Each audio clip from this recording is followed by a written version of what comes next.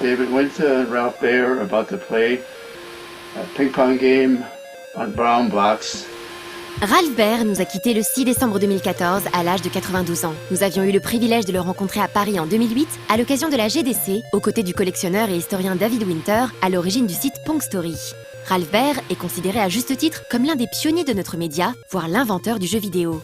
C'est à l'âge de 29 ans en 1951 que cet ingénieur s'est vu proposer par son boss de l'époque, chez L'Oral, de créer le meilleur poste télé du monde.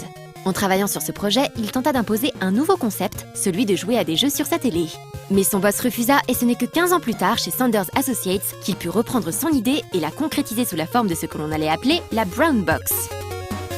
The official document that shows the beginning of this whole thing, dated 1st of September 1966.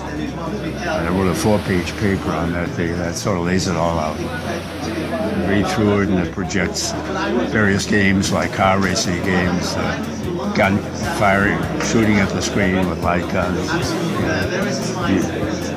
It's all there. So that's the Manga Carta video games.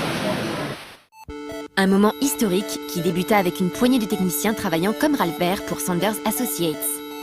I ran a large group of engineers and technicians at the time, so I had a fair amount of discretion over spending some money. I took a technician out of my division and put him in a small room about half the size of this place, gave him the key to the door, and told him to build something. Right? Later on, an engineer joined us part-time. The total effort involved making about 7 consecutive models, of which this one's the last one. Was about, chronologically, 2 years. In terms of total labor, less than a year. 1 man year, huh? Like nothing. But we started with nothing in an industry that had nothing. Think about what a television set was like. It was a box with a couple of terminals in the back for the antenna. You had to get in through there. Yeah? So this thing had to act like a radio transmitter. Work on channel 2 or channel 3 or channel 4, get into the terminal, and it had to sell for a price that would be justified by the games it played. That was hard to do. Yeah? So we came up with very primitive things at first. A little further downstream, about 6 months downstream, we came up with a notion of machine-controlled spot, and that allowed us to do things like ping-pong games, handball games. And we didn't know it at the time that was the thing to do, because that's what would become successful. Cette boîte marron et sa douzaine de prototypes de jeux allaient être refusés par de nombreux fabricants de télé jusqu'en 1971. And this machine, which we call a brown box for obvious reasons, became the Magnavox Odyssey game of 1972. And 3 years later, about 340,000 Odysseys have been sold. 340,000. So multiply that by average of 4 or 5 people per family. So there's a couple of million people knew what it was to play TV games. The term was not video games. That got coined later on. I don't know when. I suspect somebody at Atari came up with the word video game.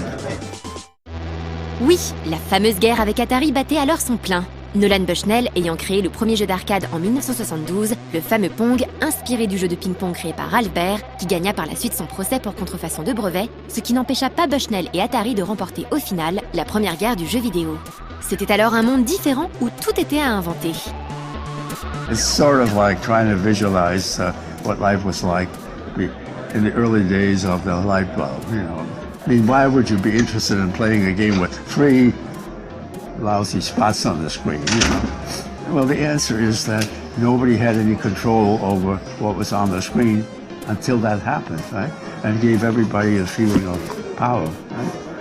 You say that today and it's almost unimaginable because we're used to looking at fantastic video on the screen, you know? Different world.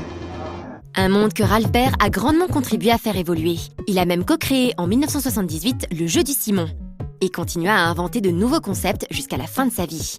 Au moment où nous l'avons rencontré, Ralph Baer avait 86 ans.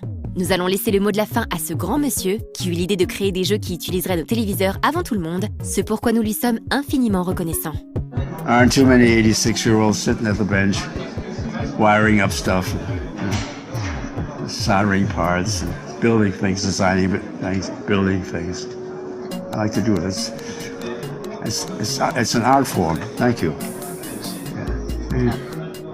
It's just like a painter. You know, would you tell a painter to quit painting because he's 65 or 75 or 85? Of course you would.